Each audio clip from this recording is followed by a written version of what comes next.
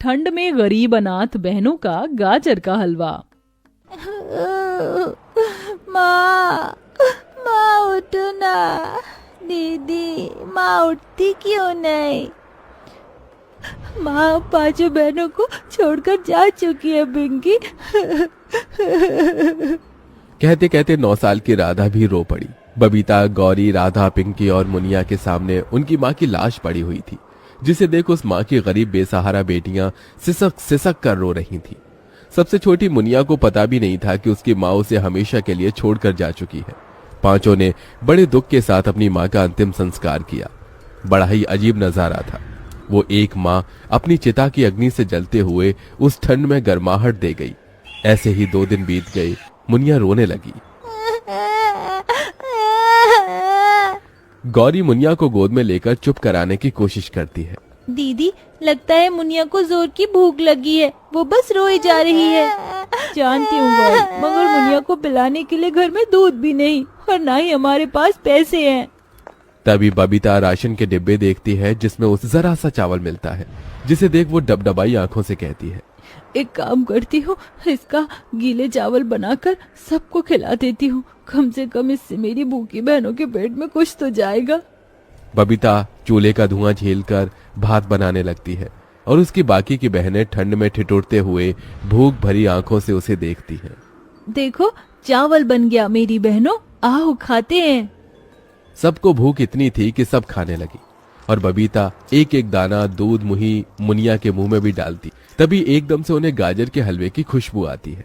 दीदी, लगता है किसी के घर गाजर का हलवा बन रहा है। याद है माँ हमारे लिए ठंड में कैसे खोया मावा डालकर गाजर का हलवा बनाती थी? हाँ पिंकी, याद है, मगर अब हमारे दुख के दिन चल रहे हैं। अब हम बहनों को ही एक दूसरे का ख्याल रखना है। इसके बाद पांचों सो जाती हैं। तभी आधी रात को पांचों ठंड से ठिठुरते हुए सो जाती हैं। तभी एकदम से आधी रात को बर्फ का तूफान उठता है। हे भगवान, कितनी जोर से बिजली चमक रही है। गौरी, पिंकी, राधा, उठो, हमें घर से निकलना होगा। पांचों उठकर जैसे ही बाहर निकलती हैं, उनका घर ढह जाता है और पांचों अनाथ बेसहारा बहनें सड़क पर आ जाती हैं। दीदी, बहुत ठंड लग रही है। दीदी, अब इतनी ठंड में हम कहाँ जाएंगे? पता नहीं बहनों, मगर इस ठंड से बचने के लिए जगह तो ढूंढनी ही होगी। पूरी सड़क पर घनी ओस जमी थी और ठंडी हवा कहर ढा रही थी। तभी बबीता एक कूड़े खाते के पास रुकती है, जहां एक टूटा फूटा पाइपलाइन पड़ा हुआ था। आज से यही हमारा घर है, हम पांचों यहीं रहेंगे। बेचारी बेसहारा बहनें उस कड़कड़ाती ठंड में उस पाइपलाइन में रात काटती हैं।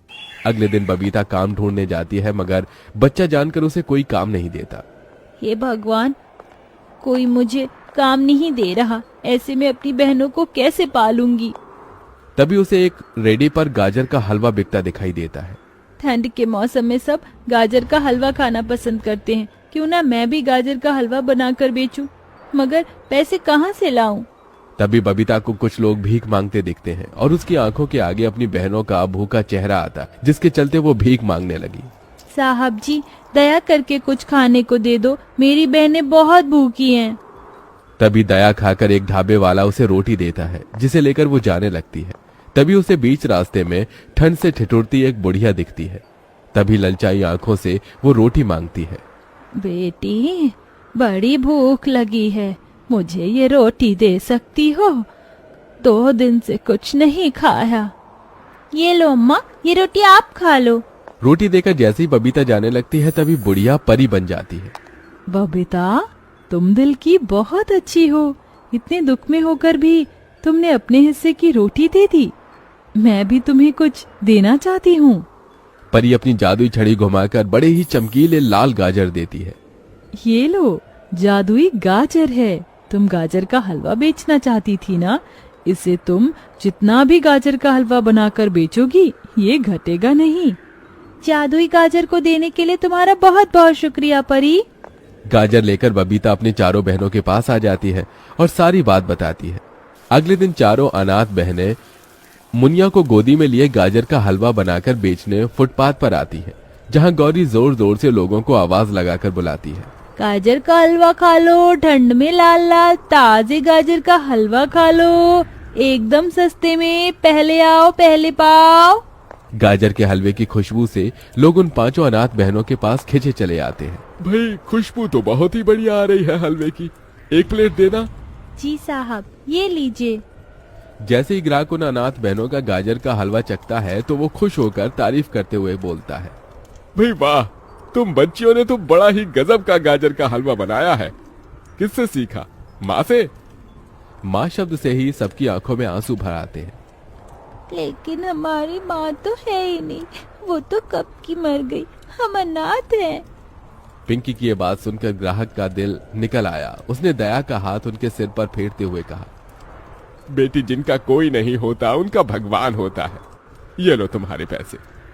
तभी एक और दूसरा ग्राहक वहां गाजर का हलवा खाने आया, जिसने गरम कोट और मफलर ओढ़ा था।